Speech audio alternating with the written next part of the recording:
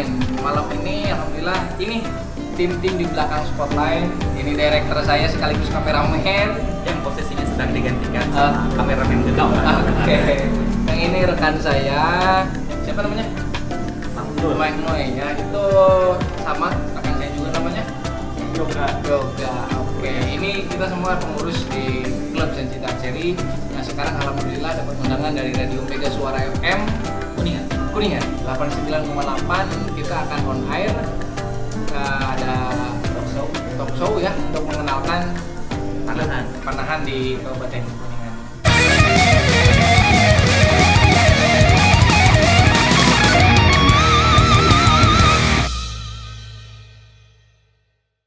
Selamat malam Kang Fajar sama Kang Bayu. Selamat malam Kang Abi.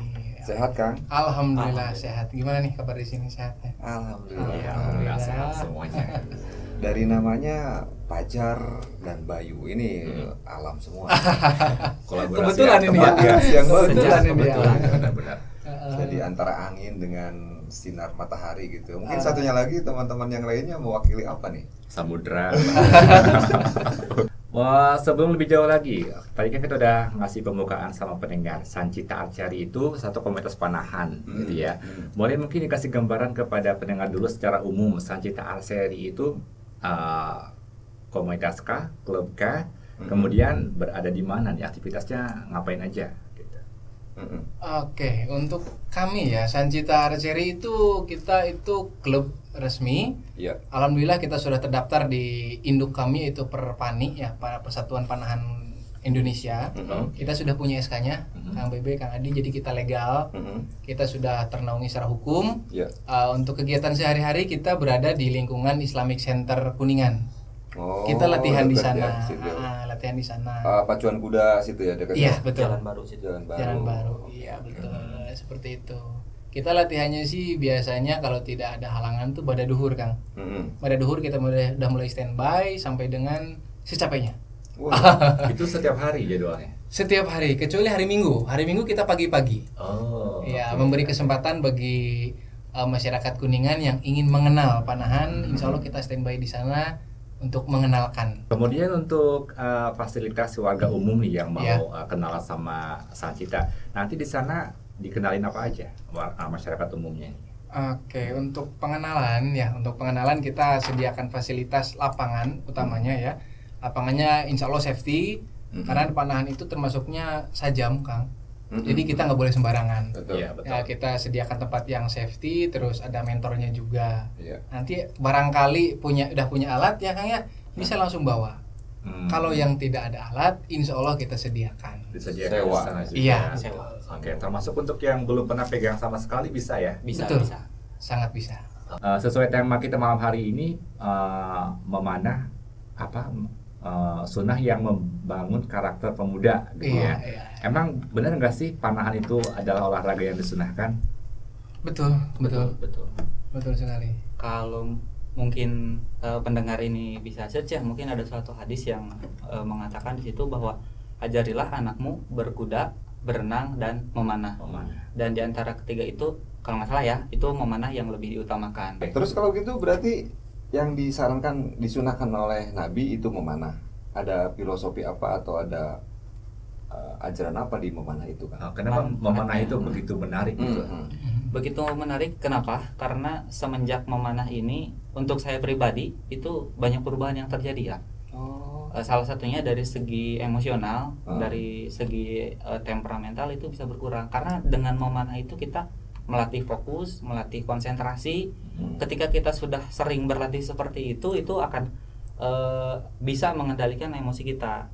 Karena kalau saya gini nih, kalau untuk di panahan itu saya punya istilah ada sumbu X, ada sumbu Y. Gitu. Secara teknik dari panahan itu ketika kita memegang busur bersiap untuk menembak itu tangan dari mulai sikut tangan kanan sampai dengan ujung anak panah itu harus berada satu garis lurus ya. Agar itu bisa mencapai ke target. Nah, itu kita ibaratkan dengan hablum minanasnya. Hubungan kita dengan sesama manusia itu harus sejalan, harus lurus. Dan ada satu lagi, ketika memanah itu yang harus lurus juga adalah hati dan pikiran kita. Ketika teknik kita sudah betul, ke depannya lurus tapi ke atasnya tidak lurus, itu anak panah juga sering melenceng, Kang. Seperti itu. Jadi filosofinya ketika kita ingin mengejar suatu target, satu sasaran, ketika ingin tepat sasaran, itu hablum minallah dan hablum minnasnya itu harus lurus. Gitu, harus baik, harus sejalan sehingga nanti kita bisa tepat sasaran gitu. Betul. Kalau dari segi olahraganya sendiri apa nih kebermanfaatan terhadap tubuhnya? Tadi kan filosofi nih secara mendalamnya. Kalau dari segi fisik atau olahraganya ada semacam penelitian atau memang pembuktian tersendiri nggak sih bagusnya olahraga panahan ini nih? Oke, dari segi olahraga panahan itu secara umum dulu ya Kang ya. Secara umum itu sebagai cabang olahraga ketepatan kan. Ketepatan. Jadi ini sudah berbicara tentang akurasi. Ya. Manfaatnya di samping tadi secara psikologis sudah disinggung, secara fisikisnya atau secara fisiknya itu sangat besar sekali manfaatnya. Karena panahan itu sebetulnya menggunakan otot-otot halus yang sering kita lupakan. Iya, panahan itu kan menggunakan jari kan. Jari-jari kita kan jarang kita latih. Yang biasanya kan tricep, bicep, biasanya push up, sit up gitu, otot besar-besar saja kan. Sebetulnya kuncinya ada di jari. Terus manfaat yang lainnya dari segi olahraga ini memperbaiki struktur tulang belakang. Karena tarik-tarik gitu ya. Iya betul, karena pada saat kita menarik busur itu yang paling dominan kerja adalah otot punggung kan. Otot punggung, dan punggung itu tidak bisa seenaknya. Ada teknik-tekniknya. Punggung itu memang harus tegak berdiri sehingga memaksa tulang punggung yang tadinya agak bengkok ditarik lagi. Seperti itu. Jadi bisa dari struktur pun bisa membaik juga ya. Kalau yang biasanya bungkuk, sering panahan jadi berangsur lurus lagi gitu. Betul. Dan dari segi kesehatannya, ketika tulang punggung itu tegak lurus atau sesuai dengan bentuk semestinya, tulang punggung itu kan saluran utama syaraf ya Kang ya. Nah, jadi aliran darah ke otak itu melalui situ. Ketika jalur itunya sudah lancar, maka aliran darah ke otak akan lancar. Gitu. Sehingga akan mengefek pada fokus kita yang bisa terus terjaga. Dari program kerja sendiri, Sancita punya program kerja apa sih yang bisa dibagi sama pendengar semuanya ya, yang udah terlaksana, kemudian yang nanti akan terlaksana seperti apa nih program kerjanya dari Sancita sendiri? Baik, untuk program kerja kita ada beberapa, tapi kita hanya bisa mengutarakan yang besar-besarnya saja Kang ya. Mohon maaf ini. Biasa rahasia dapur lah ya. Seperti itu. Untuk untuk program sendiri kita ada beberapa program. Yang pertama adalah program pemasyarakatan memanah. Ya, berarti kita panahan. Memasyarakat panah.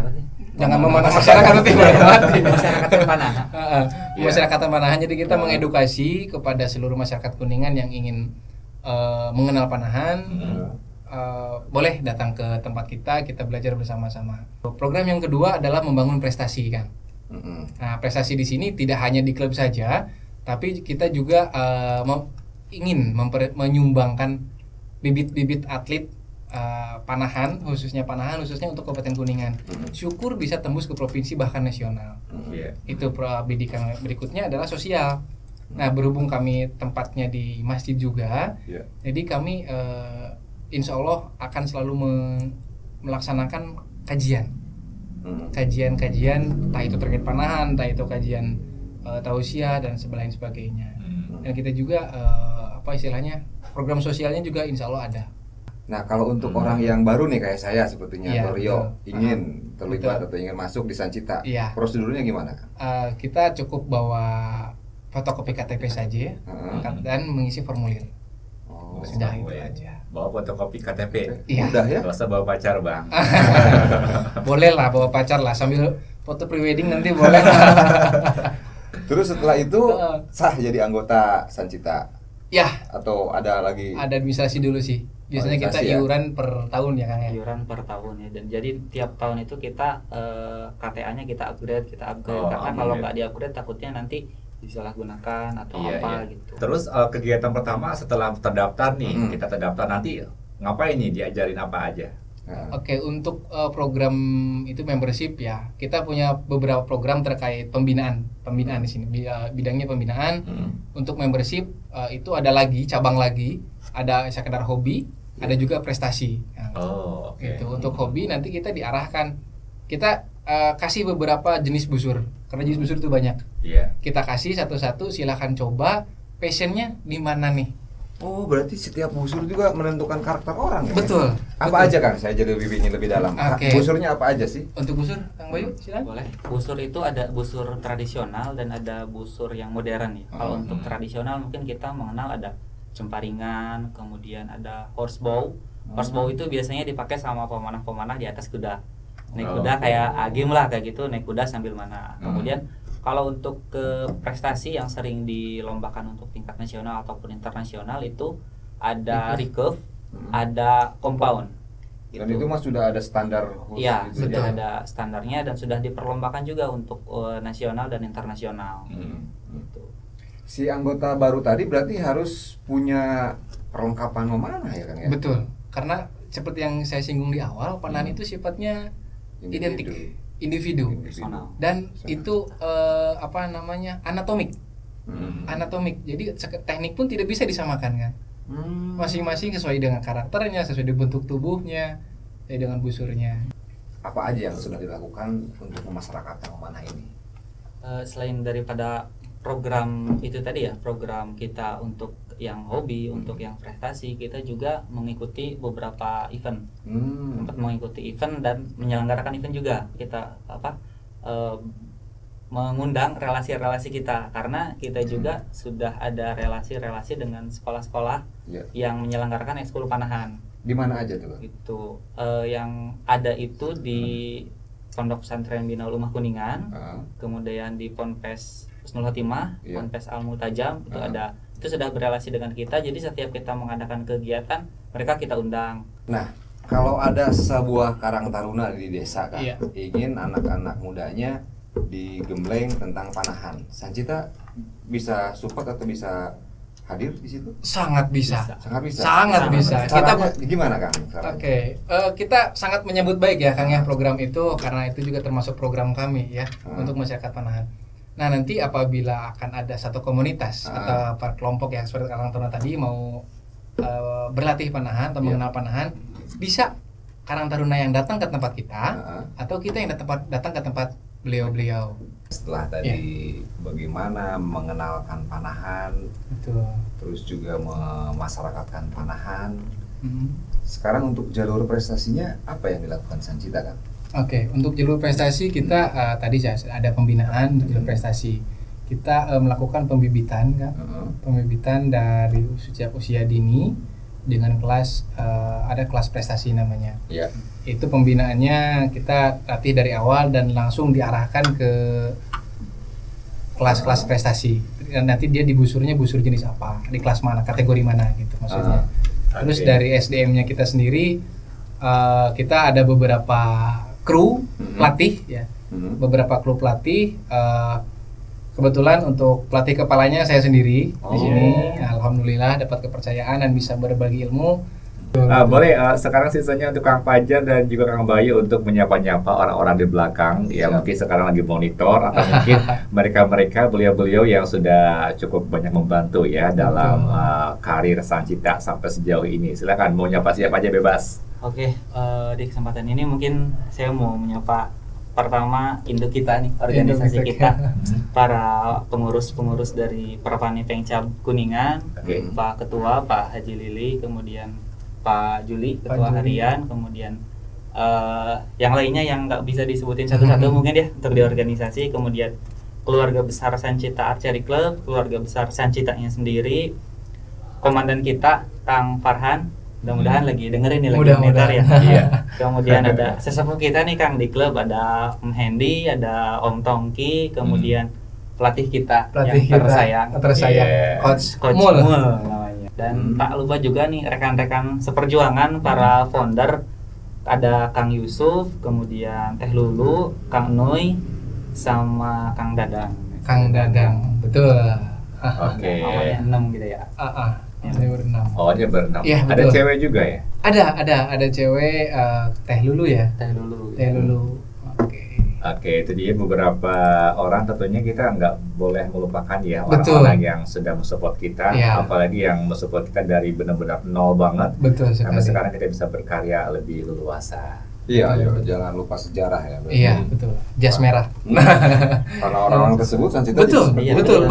Kalau nggak ada beliau-beliau, kita nggak tahu seperti apa nih sekarang gitu. Belum tentu kayak sekarang ya. Belum tentu kayak sebesar sekarang. Betul. Oke, terus kalau berbicara mengenai SDM di Sancita sendiri untuk para pengajarnya ya, betul, kalau boleh tahu, itu beliau-beliau itu yang memang udah punya basic sebagai seorang pemanah atau sebagai seorang atlet atau seperti apa nih? Oke, untuk SDM pelatih sendiri, alhamdulillah kita sudah dapat mandat dari pelatih tersayang dari Coach Mul ya, sudah memberikan kepercayaan kepada saya untuk memimpin teman-teman kita mentransferkan ilmu apa yang kita bisa ke masyarakat. Ya, itu sudah ada apa? Ketentuan-ketentuan sendirinya. Ada beberapa kriteria mungkin. Berarti udah ada pelatihan dulu ya untuk para pengajarnya. Iya, betul. Jadi di sana yang bisa dari basic backgroundnya apapun. Baik itu, kalau saya kan sudah selaras ya, karena saya dari pendidikan olahraga. Jadi selaras sampai sana. Ada teman samping saya juga, Bayu ini basicnya bukan olahraga beliau ini. Cuman tadinya penghobi, akhirnya dia ikut kelas prestasi dan sekarang mempunyai bekal dan transferkan ilmunya.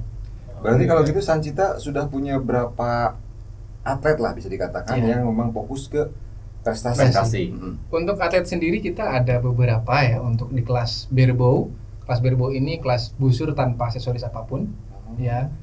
Itu ada mungkin sekitar 10 orang termasuk yang saudara kita yang ada di Bandung dan Sumedang. Terus untuk di kelas recurve-nya, recurve itu seperti yang kita lihat di televisi yang olimpiade. Yang ada antena panjang ke depan, ditarik tanpa ada rodanya, itu jenis recurve. Itu kita ada 3 orang. 3 orang. Dan untuk komponnya sendiri, kompon itu busurnya ada rodanya, Kang. Ya, mungkin ada yang muter di bawah atas ada rodanya. Itu full teknologi busur itu ada sekitar 2 orang. Untuk tradisionalnya kita banyak. Alhamdulillah lebih banyak gitu. Berarti kalau ditanya sudah sejauh mana Sancita punya bibit atau punya bahan untuk atlet, sudah tadi dilaksanakan ya? Sudah terlaksanakan dan ada beberapa prestasi yang sudah kita dapat nih. Ceritain Kang, prestasi apa yang pernah diraih oleh Sancita di event apa aja? Iya. Ada lumayan banyak juga nih, ada juara 1 kita di kejuaraan Apen 2 di Banyumas untuk kategori standar nasional. Kemudian juara 3 bergu di acaranya Pro Archery Championship, ini tingkat ASEAN. Untuk Pro Archery ini. Kemudian juara 1 kejuaraan di Muhammadiyah Open tingkat nasional untuk kategori recurve. Kemudian juara 3 putranya juga, juara 2 putri untuk kategori barebow di Harum Cup itu di Brebes. Harum Cup di Brebes. Kemudian juara 1 dan 3 di kategori bebas busur. Juara 2 kategori barebow di Kuningan Open 1 itu 2017. Kemudian juara 2-nya juga di kategori yang sama.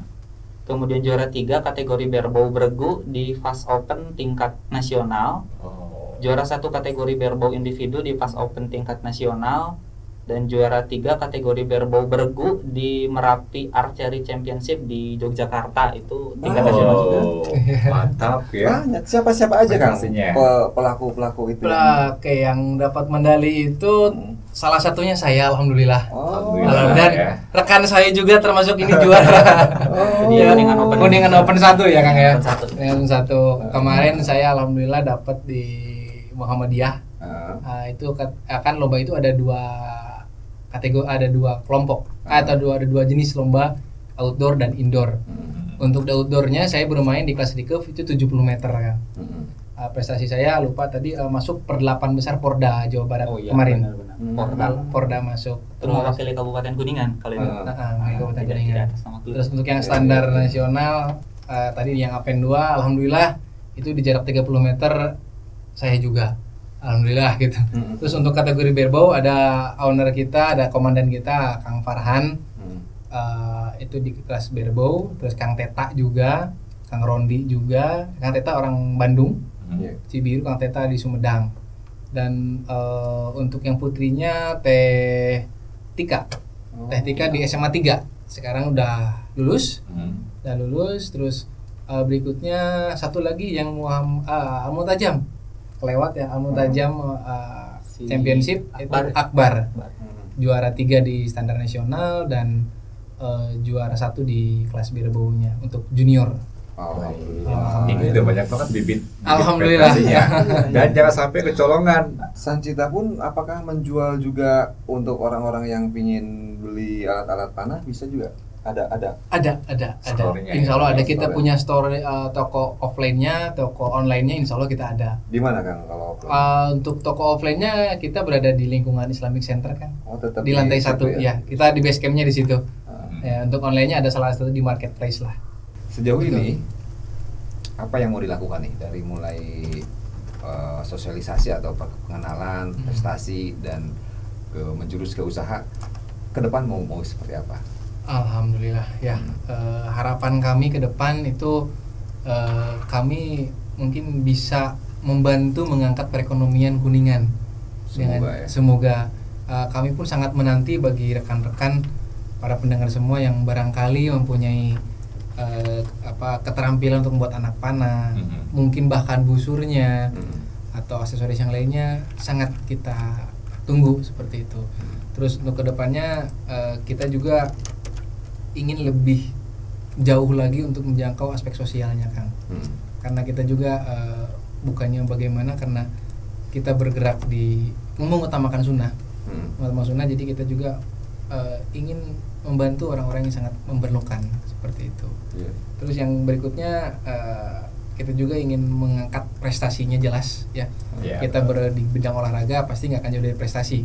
Prestasinya kita berharap sih dari Kuningan ada yang bisa tembus ke provinsi, ke nasional. Jadi kita selaku klub hanya bisa mempersiapkan dan mengajukan kepada induk kami, ini kita punya atlet, tolong dibina, tolong diproyeksikan ke depan, sehingga nanti dari atlet tersebut pasti akan terangkat, baik itu dari pendidikannya kan bisa jalur prestasi tuh, ke pendidikan, atau misalnya yang sudah tidak sekolah lagi mungkin punya promosi di tempat kerja, ditempatkan di mana untuk bekerja seperti itu.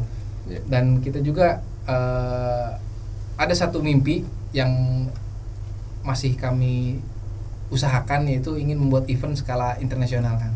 Amin. Dan alhamdulillah dari Malaysia, relasi kami Singapura, Thailand sudah menunggu. Kapan nih, ayo katanya. Dari Sancita, ayo bikin. Kamu kondangan aja, kamu berangkat aja ke event lain, kamu bikin dong eventnya. Gitu. Nah, kemarin kita sudah silaturahmi ke Cirebon, ke Gerage Archery Club Cirebon, di kompleknya Gerage City ya. Kita di sana bikin sebuah gathering dengan satu channel induk panahan, yaitu Indo Archer TV. Itu satu-satunya channel panahan resmi di YouTube-nya, bisa di-subscribe situ ya. Terus itu sih mimpi yang terbesar kami tuh, ingin membuat event yang skala internasional. Kalau Kang Bayu, Kang, dari sisi organisasi nih, mau dibawa kemana nih organisasi Sancita atau perkumpulan atau komunitas ini nih? Adakah jadwal rutin yang mungkin Mania Megaswara harus tahu, atau juga ada rencana yang semacam perekrutan kembali atau gimana, kan? Untuk organisasi sendiri kita ingin terus berbenah ya. Pertama untuk SDM, kita saat ini kekurangan SDM untuk instruktur. Kita harap melalui Badami ini ada orang-orang tertarik, jiwa-jiwa muda yang tertarik untuk menjadi instruktur panahan, bisa nanti langsung datang ke kita. Setelah kita SDM kita memang sudah ada gitu, sudah memadai, kita ingin ekspansi ke sekolah-sekolah. Kita ingin di sekolah-sekolah pun ada ekstrakurikuler panahan. Jadi ketika suatu saat Kuningan membutuhkan atlet, kita nggak bingung nyarinya harus kemana, kan? Sudah banyak ya. Sudah banyak bibit-bibitnya, tinggal nih nanti perluan nih mau pilih yang mana silahkan gitu. Tidak harus ngambil dari daerah lain, karena di kita pun sudah melimpah. Betul. Kalau berbicara panahan, dunia panahan, tokoh panahan dunia itu siapa sih? Legendanya itu adalah sahabat Nabi. Siapa tuh, kan? Sa'ad bin Abi Waqqas. Sa'ad bin Abi Waqqas itu salah satu sahabat Nabi yang masuk surganya sudah dijamin karena anak panahnya. Wow, Masya Allah. Sudah dijamin masuk surga karena anak panah. Dan beliau adalah salah satu pengawal dan salah satu panglimanya Rasulullah. Dan closing statement, kita sudah berada di akhir waktu nih. Silakan dari Kang Fajar, dari Kang Bayu juga, statement yang mau disampaikan lagi kepada pendengar. Quotes ya, pesan-pesan atau apalah, silakan dari Kang Bayu dulu. Kang Bayu. Oke. Dalam panahan itu kita belajar bahwa lawan sesungguhnya adalah diri kita sendiri. Gitu. Ketika kita bertanding, sebagus-bagusnya skor orang itu nggak akan menghancurkan skor kita, dan sejelek-jeleknya skor orang itu nggak akan membuat skor kita bagus kalau kitanya tidak berusaha, tidak fokus, tidak bekerja keras, dan tidak berdoa. Mantap. Tetap diri sendiri ya. Musuh paling berat itu diri sendiri ya. Benar. Oke. Kalau dari Kang Fajar gimana nih? Baik, kalau dari saya panahan itu mengajarkan tentang hati. Oke, karena dari bahasa manah itu adalah bahasa Sunda kan? Bahasa Sunda yang artinya hati. Ya, jadi olahraga panahan itu adalah sebetulnya olahraga yang mengajarkan tentang manajemen hati.